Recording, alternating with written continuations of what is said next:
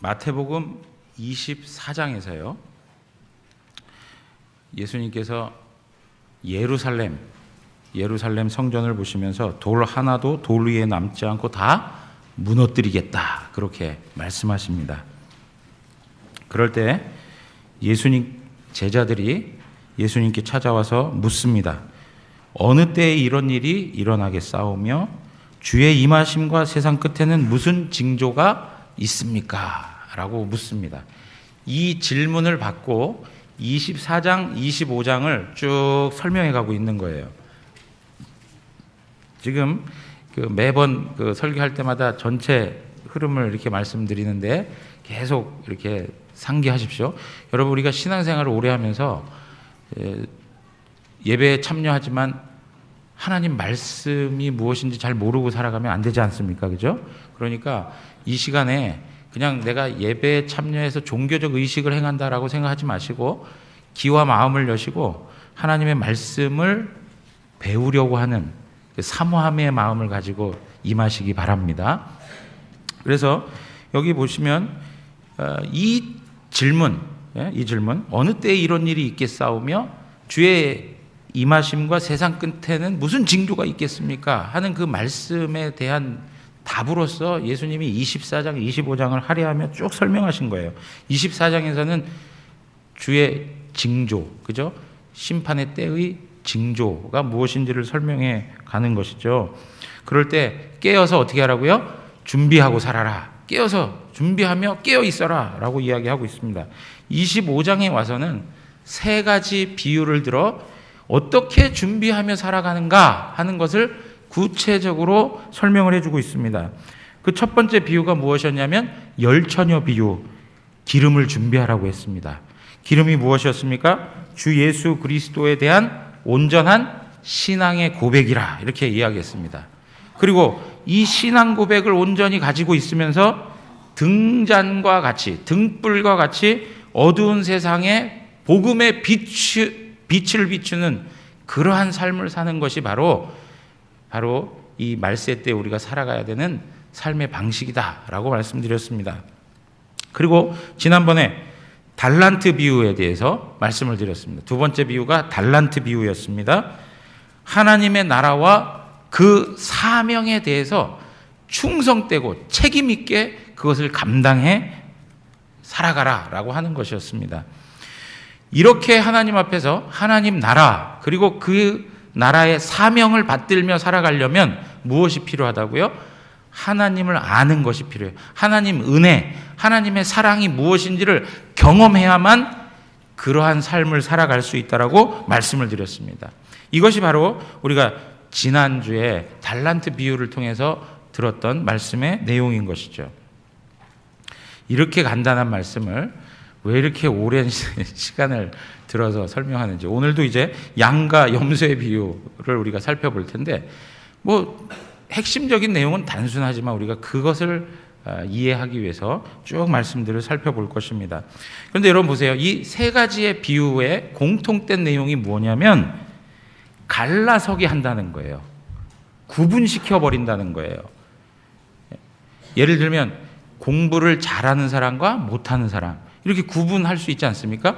51점을 맞으면 공부를 잘하는 사람이고 51점 못 맞으면 공부를 못하는 사람, 큰 차이가 없어요. 제가 얘기하는 공부를 잘하는 것과 못하는 게 큰 차이가 없어요. 아무튼 이렇게 세상은 구분을 한단 말이죠. 마찬가지로 이런 원리가 하나님으로부터 온 것입니다. 어떤 구분이 있습니까? 열처녀 중에도 보면 미련한 자와 슬기로운 처녀의 모습을 이렇게 구분시켜서 설명을 하고 있습니다. 달란트 비유에서는 어떻습니까? 5달란트, 2달란트, 1달란트 이렇게 세 가지로 나뉘어지지만 궁극적으로 보면 어떤 것입니까? 잘하였도다, 착하고 충성된 종아라고 하는 말을 듣는 사람들과 또 한 부류는 어떤 사람들입니까? 악하고 게으른 종아라고 하는 이야기입니다. 이렇게 두 부류로 이렇게 나누고 있다는 거예요. 두 부류로 나누고 있어요. 오늘 마찬가지로 오늘도 뭐라고 성경은 시작하냐면 목자가 양과 염소를 구분하는 것 같이 주님께서 이 땅에 임하실 때 구분을 하신다, 그렇게 말씀하고 있습니다. 양과 염소를 구분한다. 여러분, 양과 염소는요, 낮에는 방목을 할 때는 같이 어울려 있어요. 그런데 밤이 되어지면은 목자에 의해서 어떻게 해요? 양은 양대로, 염소는 염소대로 구분을 해서 재운다는 것이죠. 이러한 일상의 내용들을 통해서 예수님께서는 하나님의 나라를 가르치고 있는 거예요. 하나님의 나라의 모습을 가르쳐요. 알곡과 가라지를 구분해 내십니다. 그리고 어부가 그물을 내려가지고 엄청난 고기를 잡았습니다. 그리고 나서 그 그물을 헤치면서 어떻게 해요? 어부가 원하는 물고기와 그렇지 않은 것을 구분해 내는 것입니다. 여러분, 어떤 사람들에게 있어서는 이 구별과 구분이 위로요 보상이 되고 있습니다. 오늘도 성경에서 얘기하는 의인들, 하나님께 복을 받은 자들은 이러한 구별됨이 이렇게 구분하는 것이 그들에게 있어서는 위로요 보상이 되고 있는 것이죠. 그러나 반대편에 있는 자들에게는 이러한 구별이 무엇이 되는 거예요? 두려움이요 공포가 되는 것입니다. 여러분, 예수 그리스도 안에 있는 자들에게는 이러한 하나님의 심판에 갈라서게 하는 것이, 구분하게 하는 것이 오히려 우리에게는 평안이고 구원이고 기쁨이 되는 줄 믿습니다. 제가 좋아하는 찬양 중에 내 평생에 이 찬양 있지 않습니까? 참 좋아하는 찬양인데 그 4절에 보면 이렇게 되어 있습니다. 저 공중에 구름이 일어나며 큰 나팔이 울릴 때에 주 오셔서 세상을 심판해도 나의 영혼은 겁없으리. 그 다음에 나오는 고백이 뭡니까? 내 영혼 평안하다 하는 것입니다. 아무리 공중에 구름이 일어나고 큰 나팔이 울려나서 주님이 이 땅에 오셔서 세상을 심판해도 우리는 겁이 없다. 그것이 우리에게는 보상이요, 위로요, 구원이기 때문이다. 그렇게 얘기하는 것입니다. 이 찬양하면서 어떤 분들은 이거 목사님 키를 너무 높게 잡았는데 이거 어떻게 저도 내심 떨었습니다. 여러분 보십시오. 우리들에게 있어서 위로가 되는 것, 우리 대구 영안교회 모든 성도들이 주님이 오시는 그 마지막 때에 이러한 노래를 불러 하나님 앞에 영광을 돌리기 원합니다. 그런데요, 오늘 이렇게 갈라서게 하고 이렇게 구분하게 하는 것은 어떻게 보면 전 세계적인 측면에서 믿는 자와 불신자를 구분해내는 것일 수 있습니다. 궁극적으로는 그런 이야기예요. 그러나 조금 더 구체적으로 우리가 봐야 될 내용이 뭐냐면, 여러분, 마태복음의 독자를 누구를 두고 지금 기록되어졌습니까? 마태복음을 읽는 독자들이 누구입니까? 주로 이방인입니까? 유대인들이에요. 유대인들을 독자로 두고 마태가 지금 글을 쓰고 있는 거예요. 그래서 마태복음은 구약 성경에 있는 말씀들을 많이 인용해 가고 있습니다. 그런데요, 이러한 유대인들은 어떤 사람들입니까? 여호와 하나님에 대한 신앙을 가지고 있는 사람들이에요. 그리고 종교적 행위가 있었던 사람들이에요. 이방인들하고는 전혀 다른 사람들이었다는 것이죠. 그런데요, 예수님께서 이 땅에 오셔서 하나님 나라의 복음을 이야기할 때 이들은 그 복음을 거부하였습니다. 특별히 바리새인과 서기관들은 철저히 예수 그리스도의 복음을 부인하였습니다. 싫어하였습니다. 거부하고 오히려 핍박을 하는 사람들이었습니다. 마태복음 23장에 나온 내용이 무엇입니까? 화 있을진저 외식하는 서기관들과 바리새인들이여 하고 책망을 합니다. 뭐라고 책망을 합니까? 독사의 새끼들아, 그렇게 얘기해요. 독사의 새끼들아. 저도 간혹 욕을 할 때가 있는데 이 말씀 때문에 약간의 위로를 얻어요. 주님께서도 이런 말씀을 하셨으니까 조금 더. 독사의 새끼들아. 철저히 종교적이고 외적인 종교 활동을 했던 사람들이었습니다. 외식을 했던 사람들이죠. 그래서요, 마태복음 23장 3절에 보면 이런 표현이 있습니다. 그러므로 무엇이든지 그들이 말하는 바는 행하고 지키되 그들이 행하는 행위는 본받지 말라. 그들은 말만 하고 행하지 아니하며. 그래요. 그들의 특징이 무엇입니까? 말만 하고 행함이 있습니까? 없습니까? 행함이 없어요. 말은 잘해. 예? 그러나 행함이 없다 이거예요. 행함이 없다. 말로 모든 거 다 끝내요. 그러나 행동하는 게 없다 이거예요. 5절 가서 보면 두 번째 그 사람들의 특징은 그들의 모든 행위를 사람에게 보이고자 하는 사람들이다. 그래요. 사람들 앞에 보이고자 하는 사람들. 그래서 자신들의 외적인 모습을 아름답고 화려하게 꾸미기 시작을 하는 것이죠. 왜요? 사람들에게 높임을 받기 위해서 그런 거예요. 이러한 사람들에 대해서 마태복음 23장이 계속 설명하면서 25절에서 살펴보시면 뭐라고 나왔냐? 화 있을진저 외식하는 서기관들과 바리새인들이여 잔과 대접의 겉은 깨끗이 하되 그 안에는 무엇이 있어요? 탐욕과 방탕으로 가득하도다 그래요. 겉은 깨끗해 보이는데 그 안에는 똥이에요. 그 안에는 탐심이에요. 그 안에는 방탕으로 가득하다라는 거예요. 오물이에요, 오물. 27절 보세요. 우리 다 같이 한번 읽겠습니다. 27절. 화 있을진저 외식하는 서기관들과 바리새인들이여 회칠한 무덤 같으니 겉으로는 아름답게 보이나 그 안에는 죽은 사람의 뼈와 모든 더러운 것이 가득하도다. 겉으로는 어떻다고요? 아름답게 보여요. 그러나 그 안에는 죽은 사람의 뼈와 더러운 것이 가득하다. 구더기가 그 가운데 들끓고 있는 것이죠. 정결함이 없습니다. 청결함이 없어요. 겉으로는 멋있고 화려하고 아름답고 그럴싸해 보이지만 속은 그 누구보다도 그 썩은 시체보다도 더 부패한 그러한 마음의 상태를 가지고 있다는 것입니다. 이러한 자들을 가리켜 오늘 성경 본문은 염소와 같은 자들, 그리고 뭐라고 해요? 그들은 왼쪽에 있는 자들이라고 얘기하고 있습니다. 그들이 얻게 되는 것은 무엇입니까? 예비된 영원한 형벌밖에 없다는 것입니다. 여러분, 오늘 이 본문에서 말하는 악인들의 모습을 좀 더 살펴볼 필요가 있습니다. 44절에 가서 보니까 그들도 대답하여 이르되 주여 우리가 어느 때에 주께서 줄이신 것이나 목마른 것이나 나그네 되신 것이나 헐벗은 것이나 병드신 것이나 옥에 갇힌 것을 보고 공양하지 아니하도이까 그렇게 이야기합니다.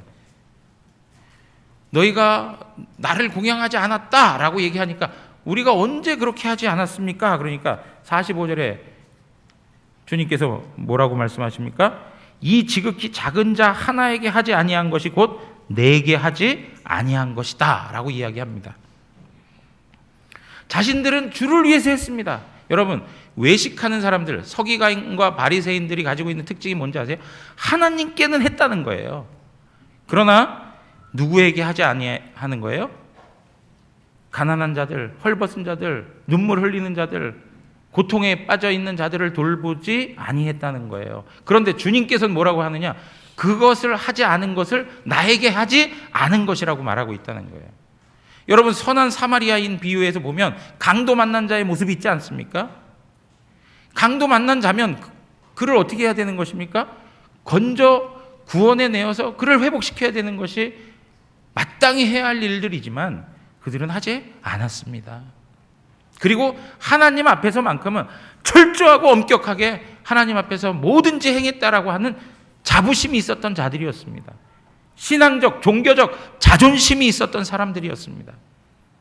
그런데 그 모든 것이 주님께 하지 않은 것이라고 주님이 평가를 내리는 것입니다. 자기의 의가 가득한 사람들, 자기들은 잘났다는 거예요. 하나님 앞에서 흠 없이, 부족함 없이 모든 것 다 잘했다는 거예요. 이것이 바로 율법주의자들의 태도인 거예요. 영적으로 교만한 자들의 모습이었습니다. 여러분, 마음에 교만함이 있으면 주 예수 그리스도의 복음이 필요하게 느껴질 수 있겠습니까? 마음에 교만함이 있고 자기 의가 가득하면 예수 그리스도의 십자가의 복음이 필요 없습니다. 그 주님을 거부할 수밖에 없어요.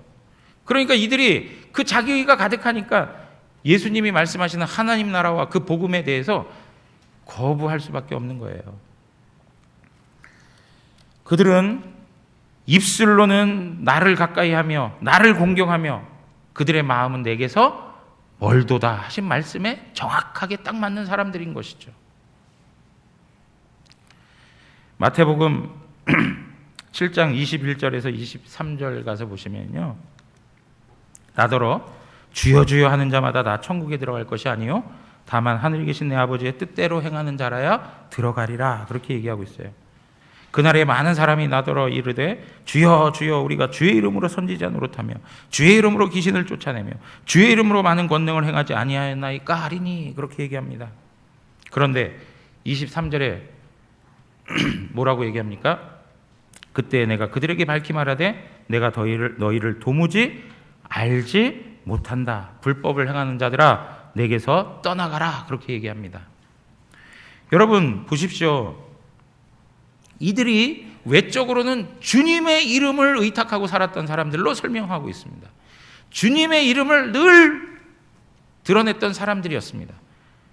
그러나 그들을 주님이 알지 못한다라고 얘기하는 것입니다.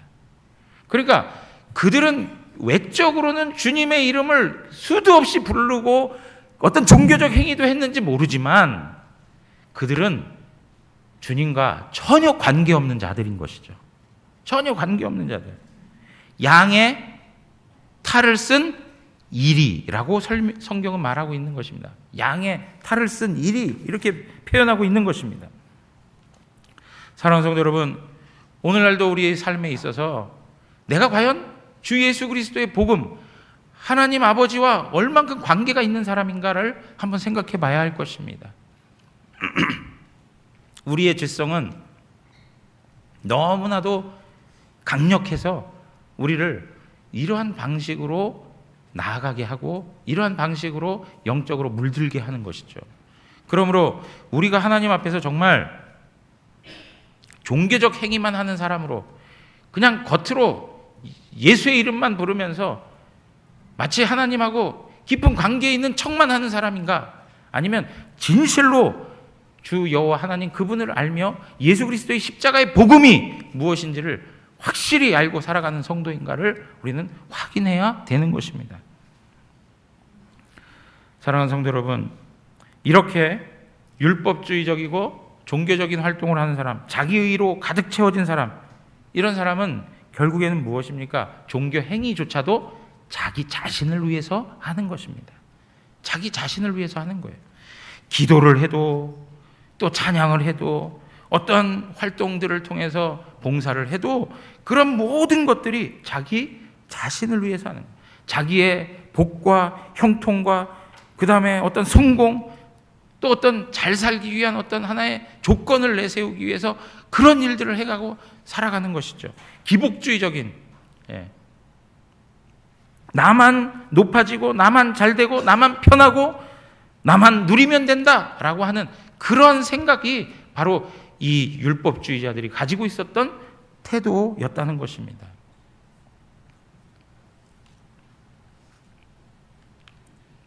이 사람들은요, 이 세상을 살아가는 동안에는 오른쪽에 있는 사람들처럼 목소리를 높여가면서 자신들을 드러내기도 합니다. 그러나 주님의 심판이 임하게 되면 그들은 오른쪽에 있는 자리를 내려놔야 하고 주님의 왼편에 서서 영벌을 받아야 한다는 것입니다. 영벌을 받아야 된다. 자, 그렇다면 여러분 잘 들어보십시오. 또 이야기가 조금 전개가 되는 겁니다. 그렇다면 이 말세 때에 어떠한 모습이 바른 신앙의 모습인가라고 하는 거예요. 그렇다면 어떠한 신앙의 모습이 바른 신앙의 모습? 이렇게 종교적이고 율법적이고 자기 의로 가득 채워져 있고 그리고 마음은 없고 형식만 있는 그러한 신앙의 내용은 이 말세 때 주님을 대할 때 아무 효과가 없다는 거예요. 그러면 어떻게 해야 하나님 앞에서 바른 신앙의 내용을 가지고 이 시대를 살아가느냐 하는 것입니다. 오늘 우리는 오른쪽에 있는 의인들의 모습을 통해서 우리는 확인할 수 있는 것입니다. 그들에 대하여 설명하기를 뭐라고 얘기하냐면 아버지께 복을 받은 자들이라고 이야기하고 예비된 나라를 상속받는 자라고 설명하고 있습니다. 그리고 주님께서는 너희가 내가 가난하고 헐벗고 병들었을 때 너희가 나를 돌봤다 그러니까 그들이 이야기합니다. 우리가 언제 주님을 돌본 적이 있습니까? 하고 자신의 의를 드러내지 않습니다. 겸손합니다. 겸손해요. 주님께서 인정하셨음에도 불구하고 그것을 내세우지 않습니다. 아주 겸손함으로 그 주님의 칭찬을 받고 있는 것을 볼 수 있습니다. 이런 사람들은 결국에는 영생에 들어간다라고 말씀하고 있습니다. 여러분 여기 예비된 나라, 어느 때부터 예비된 나라라고 얘기하고 있습니까? 창세로부터 그들을 위하여 예비된 나라라 이렇게 말씀하고 있습니다. 창세로부터. 한순간 그냥 갑자기 생겨난 게 아니라 창세로부터 하나님의 자녀들, 하나님의 구원받은 의인들을 위해서 준비된 하나님의 나라인 것입니다. 아브라함을 부르셔서 그 나라를 이루어 가겠다고 하는 비전을 허락해 주십니다. 다윗을 부르셔서 하나님 나라가 이 세상에서 어떻게 보여지는지를 설명해 주셨습니다. 그리고 나서 예수 그리스도를 통해서 하나님의 나라가 선포되었습니다. 그것이 누구를 위한 것이라고요? 하나님 앞에 경건한 하나님의 백성들을 위한 것이다. 그렇게 말씀하고 있는 것입니다. 그런데 보십시오. 이 사람들이 했던 내용들이 무엇이냐면 선행을 하는 것이었습니다. 선행하는 것. 그들이 좌편에 우편에 갈라지게 되는 그 기준을 살펴봤더니 외적인 선행인 거예요. 병든 자들, 헐벗은 자들, 목마른 자들, 배고픈 자들, 그들을 돌봐주는 그 선행인 거예요. 자, 그러면 여러분 보십시오. 그 선행 때문에 구원을 받는 것인가? 그 선행 때문에 주님의 오른편에 서게 된 것인가?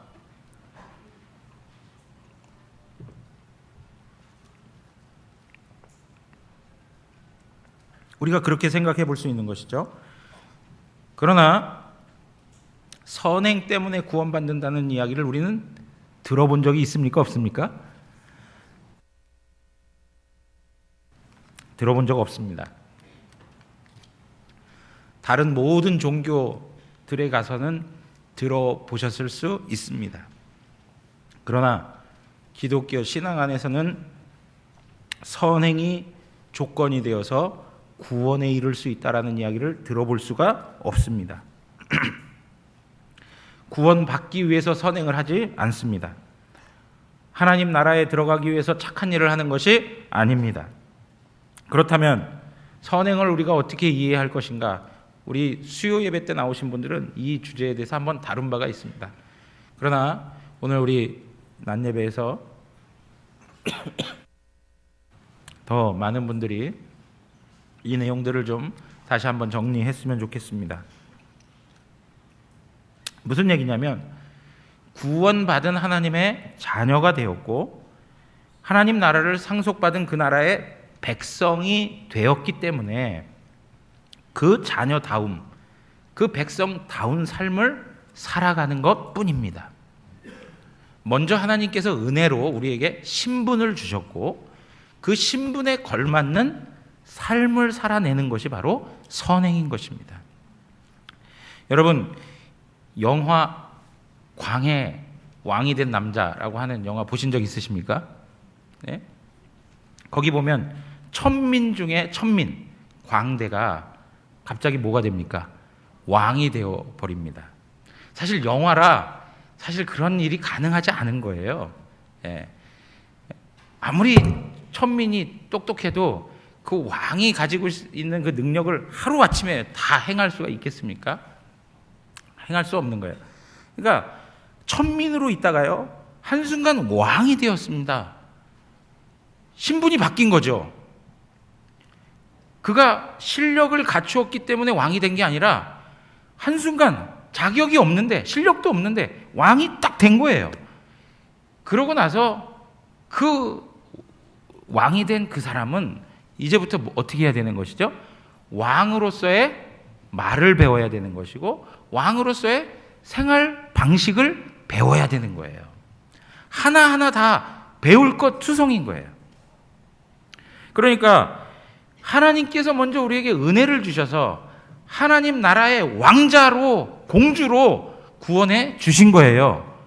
그리고 나서 그 나라의 왕자와 공주답게 하나님 앞에서 살아가는 내용이 무엇이냐? 선한 삶의 방식인 것입니다. 그러므로 선행을 한다는 것 자체가 우리의 구원을 이루기 위해서 조건으로 등장한 적은 한 번도 없고, 오히려 우리가 왕 되었다는 것, 우리가 하나님 자녀가 되었다라고 하는 것을 증명해내는 열매가 된다는 것입니다. 이것을 우리가 잘 아셔야 돼요. 그러므로 그리스도인이 하나님 앞에 선행을 한다라고 하는 것은 참된 믿음에서 나오는 열매인 것입니다. 참된 믿음에서 나오는 열매예요. 참된 믿음이 없으면 그 열매가 나올까요? 안 나올까요? 안 나오는 거예요. 자, 갈라디아서 5장 6절 가서 보세요. 갈라디아서 5장 6절. 다 같이 한번 한 목소리로 읽겠습니다. 그리스도 예수 안에서는 할례나 무할례나 효력이 없으되 사랑으로서 역사하는 믿음뿐이니라. 아멘. 여러분, 여기에 그리스도 예수 안에서는 할례나 무할례나 효력이 없으되 그랬는데, 여기 효력이 없다는 얘기는 아무런 가치가 없다는 거예요. 아무런 가치가 없어요. 그리스도 예수 안에서 우리가 구원받는 것은 할례를 받았느냐 아니면 할례를 받지 못했느냐, 이거하고는 아무런 관계가 있다 없다? 없다는 거예요. 아무 관계 없다는 거예요. 효력이 없다 하는 거 노밸류예요. 밸류가 없어요. 가치가 없는 거예요. 어떠한 가치도 없어요. 조금도 할례를 받았다고 해서 우리의 구원이 확실해지고 할례를 못 받았다고 해서 우리의 구원이 취소되는 거, 그런 거 없다는 거예요. 여러분, 할례가 뭡니까? 혹시 또 잘 모르시는 분, 도대체 할례가 뭔데 자꾸 할례 그래? 할례가 무엇이냐면, 이스라엘 백성들은 이스라엘 나라의 선민 백성이라고 하는 증표를 삼기 위해서 태어난 지 8일 만에 뭘 해요? 남자 아이의 성기의 표피를 잘라내는 그런 의식을 갖습니다. 그러니까 이러한 것들을 해야만 선택받은 백성이라고 하는 그런 확실한 증거를 가질 수 있다라고 해서 기독교 유대인들 가운데 어떻게 해요? 믿음만 있어서는 안 되고 할례까지 받아야 구원이 확실해질 수 있다, 이렇게 이야기하는 것이죠. 그러나 사도 바울이 이야기하는 게 무엇입니까? 할례나 무할례나 아무런 효력이 있다 없다? 없다는 것을 이야기하는 거예요. 그러면서 뭐라고 하느냐? 사랑으로서 역사하는 믿음뿐이라, 그렇게 얘기하는 거예요. 사랑으로 역사하는 믿음. 여러분, 사랑으로 역사하는 믿음이라고 하는 말이 무엇입니까? 우리는 의롭다함을 받는 것, 우리가 구원받는 것, 우리가 하나님과 관계되어서 하나님으로부터 용납함을 받고 하나님의 자녀가 되는 것, 이건 무엇으로 되는 거라고요? 믿음으로 되는 거라는 거예요. 믿음으로. 그런데 믿음을 설명하면서 뭘 수식하고 있냐면 사랑으로서 역사하는 믿음이라 이렇게 표현해요. 사랑으로 역사하는 믿음. 여러분, 여기 사랑으로 역사하는 믿음이라고 하는 말을 제가 다른 말로 그냥 영어 성경을 그냥 직역해서 이렇게 설명을 드린다면 사랑으로 표현되는 믿음이라는 거예요. 사랑으로 표현되는 믿음. 사랑으로 드러나는 믿음이라. 그러니까 내 안에 예수 그리스도를 통해서 참된 믿음이 있어요. 그죠? 그 참된 믿음으로 우리가 하나님의 자녀가 되고 참된 믿음으로 우리가 의롭다함을 얻는 거예요. 그런데 그 참된 믿음은 결과적으로 무엇으로 드러난다고요? 사랑으로 드러나게 돼 있다는 거예요. 사랑으로 드러나게 돼 있다. 그러니까 우리는 믿음과 사랑을 분리시켜서 생각하는데 분리시켜서 생각할 수가 없는 거라는 거예요. 우리 안에 믿음이 있으면 마땅히 그 열매로 무엇이 등장하는 거예요? 사랑이 등장해야 된다는 거예요. 예.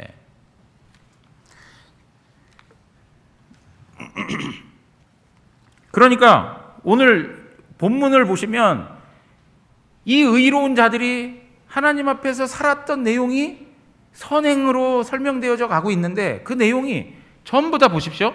종교적 행위입니까? 예? 찬송을 했다, 무슨 말씀을 읽었다, 기도를 했다 하는 어떤 종교적 행위냐 이거예요. 종교적 행위가 아니에요. 전부 다 무엇입니까? 삶 속에서 다른 사람과의 관계 속에서 사랑을 이야기하고 있다는 거예요. 사랑의 실천을 이야기하고 있다는 거예요. 그러니까 여러분 보세요. 주님이 오셔야 되는 이 마지막 때에 하나님 앞에서 바른 신앙의 내용을 가지고 살아가는 것은 그냥 종교적 행위나 활동만을 해서 어떤 외적이고 그리고 마음 가운데 하나님에 대해서 진정한 마음도 없이 그냥 외식적인 방식으로 신앙생활을 하는 것이 아니라 참된 믿음을 가지고 하나님 앞에서 구원받았음을 확신하고 그 참된 믿음이 있는 자로서 무엇이 드러나야 된다고요? 사랑이 드러나야 된다는 거예요. 종교적인 영역에서만이 아니라 일상의 삶에서 사랑이 실천되어야 한다는 것입니다. 자, 그래서요, 마태복음 7장으로 한번 가서 보세요. 마태복음 7장입니다.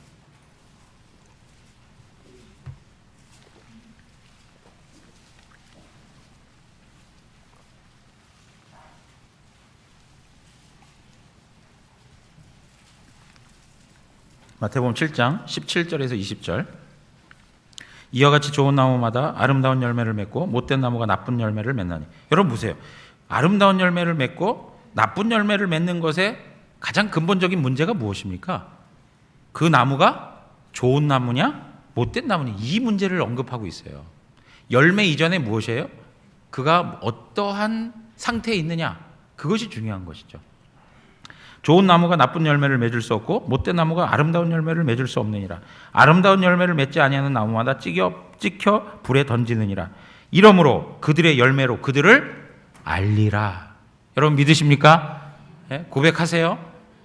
그들의 열매로 그들을 아는 거예요. 야, 저 나무가 살아있는지 죽었는지 어떻게 알 수 있어요? 그 나무에 이파리가 있고 열매가 있으면 살아있는 거예요. 그것이 없으면, 앙상한 가지만 있으면 어떻게 되는 거예요? 죽은 거예요. 죽은 거예요. 그러니까 여러분 보세요. 우리가 하나님 앞에서 선행을 하고 사랑을 실천하는 삶을 살아가는 그것이 무엇을 증명해 주는 거예요? 우리의 믿음을 증명해 주는 거예요. 우리가 하나님 앞에서 구원받은 자녀라고 하는 것을 증명해 주는 거예요.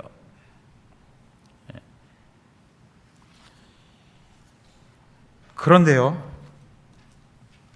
우리가 하나 이제 중요한 내용이 하나가 있습니다. 이 사랑이 온전히 드러나야 하는 곳이 어디냐 하는 거예요. 이 사랑이 온전히 드러나야 되는 곳이 어디냐라고 하는 거예요. 여러분, 주제가 또 좀 바뀌었어요. 이 사랑이 온전히 드러나야 되는 곳이 어디냐? 자, 40절하고 45절 보세요. 40절하고 45절. 40절에 보면 임금이 대답하여 이르시되 내가 진실로 너희에게 이르노니 너희가 여기 내 형제 중에 지극히 작은 자 하나에게 한 것이 곧 내게 한 것이니라 하시고, 45절 보세요. 이에 임금이 대답하여 이르시되 내가 진실로 너희에게 이르노니 이 지극히 작은 자 하나에게 하지 아니한 것이 곧 내게 하지 아니한 것이니라 하시니라. 그렇게 얘기해요.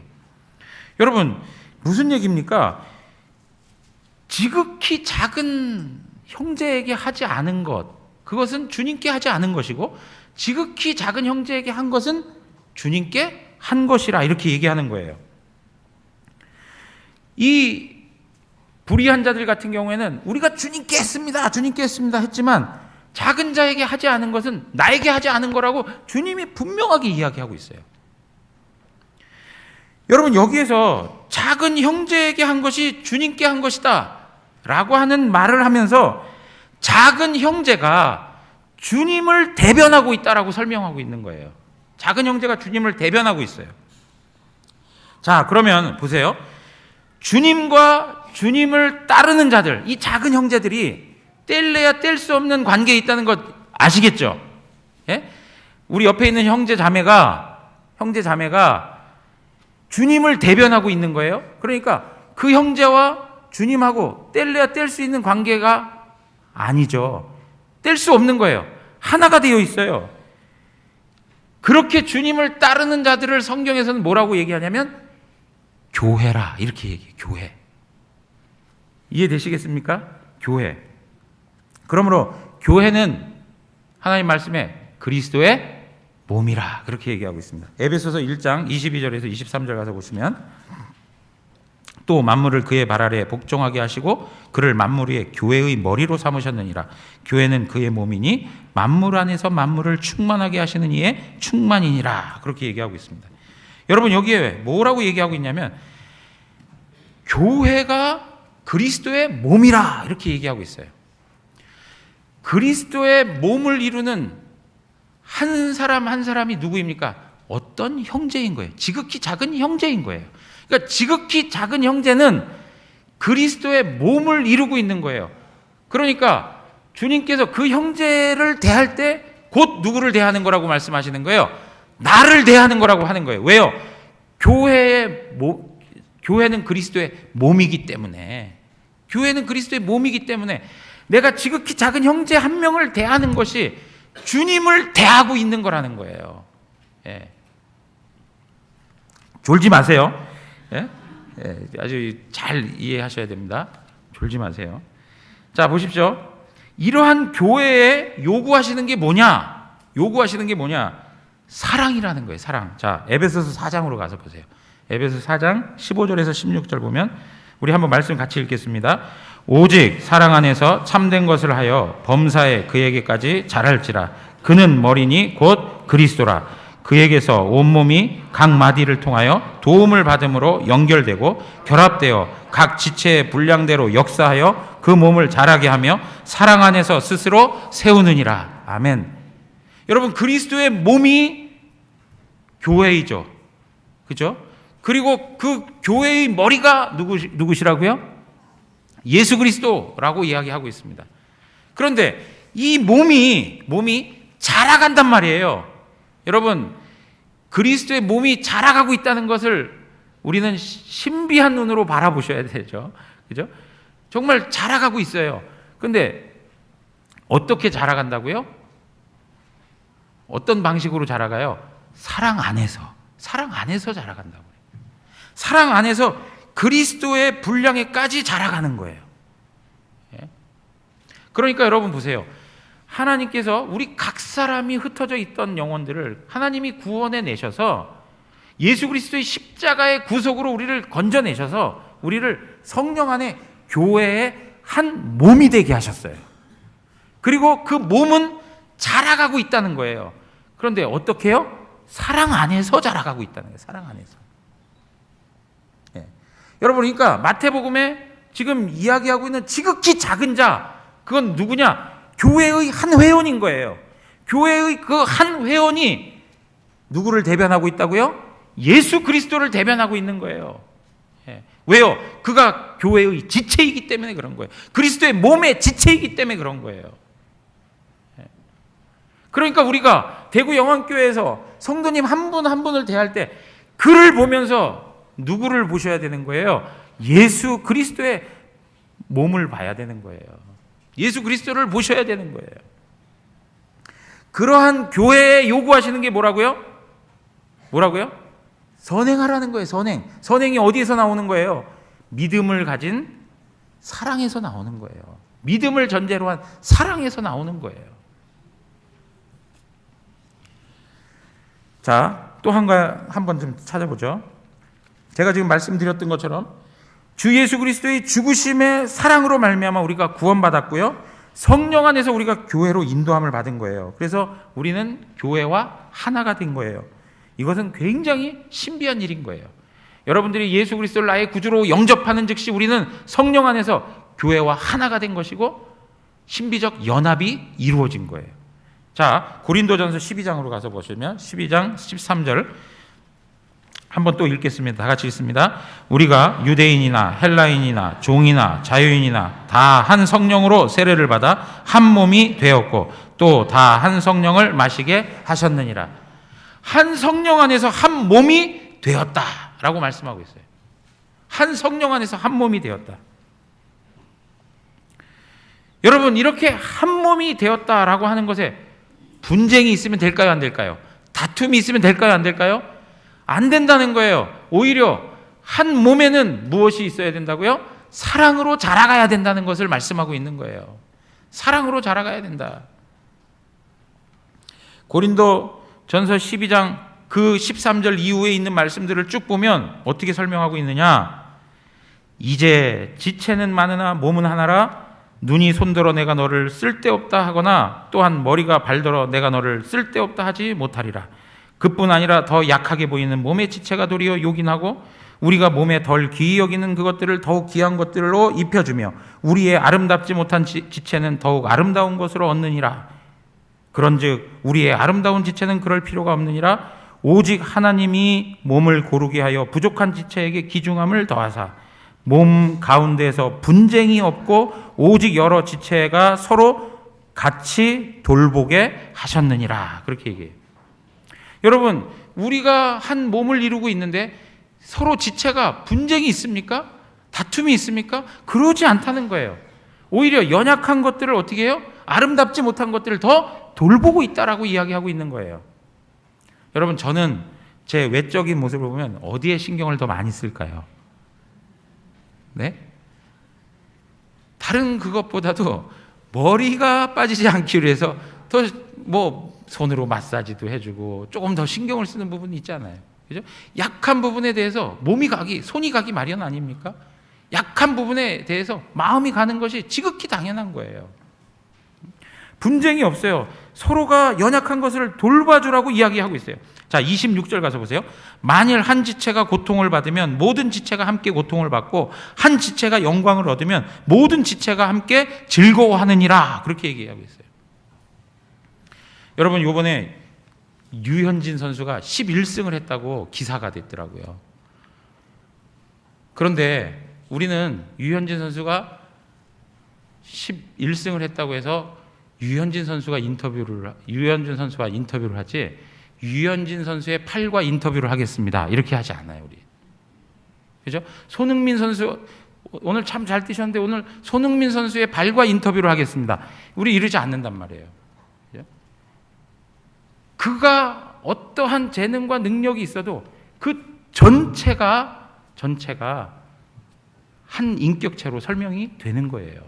마찬가지로 우리가 각자가 다양한 모습을 가지고 있지만 교회가 그리스도의 몸으로서 하나를 이루고 있다는 것이죠.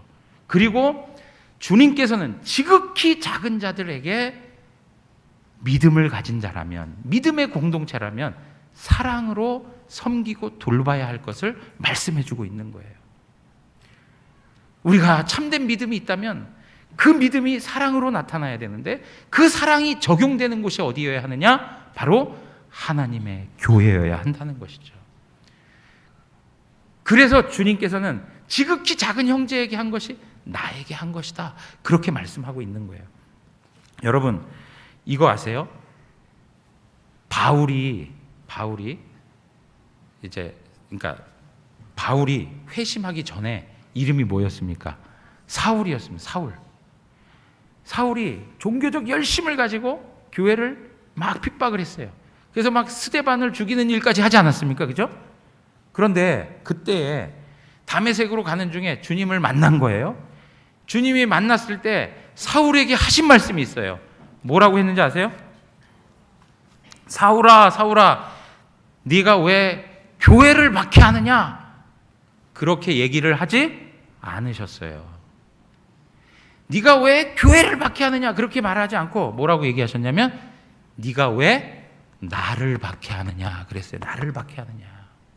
스데반과 그 믿음의 동지들을 박해한 그것을 두고 주님께서는 사울에게 따져 물으시기를 네가 왜 나를 박해하느냐? 나를 핍박하느냐라고 말씀하셨어요.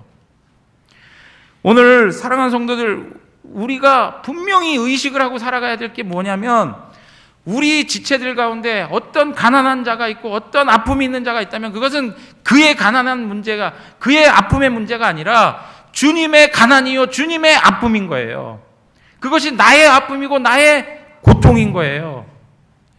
오늘 성경은 우리에게 그걸 이야기해 주고 있는 거예요. 내가, 어떤 성도가 목마르면 나도 목마른 거고 주님이 목마른 거예요. 어떤 성도가 헐벗었으면 그도 헐벗은 것뿐만 아니라 나도 헐벗은 것이고 주님이 헐벗은 거예요. 오늘 주님께서 우리에게 이것을 말씀하고 있는 거예요. 우리는 엮여 있는 거예요. 엮여 있는 거.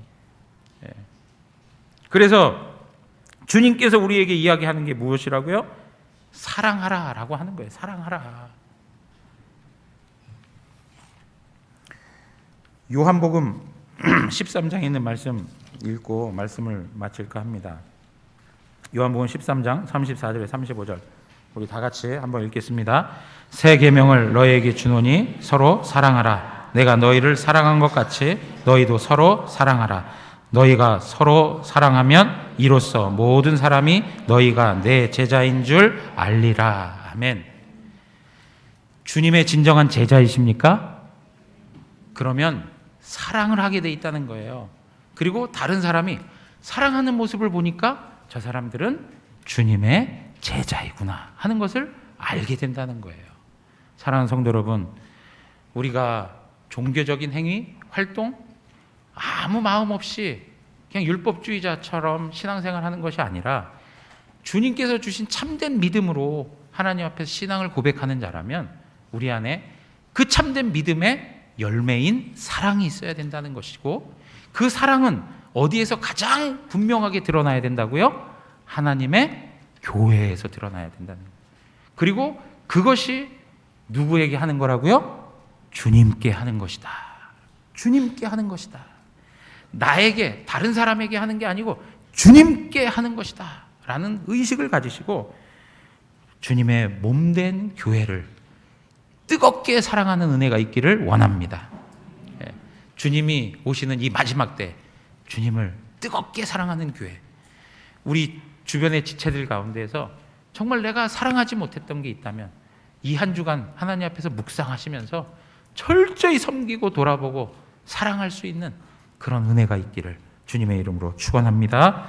우리 다 같이 일어나겠습니다.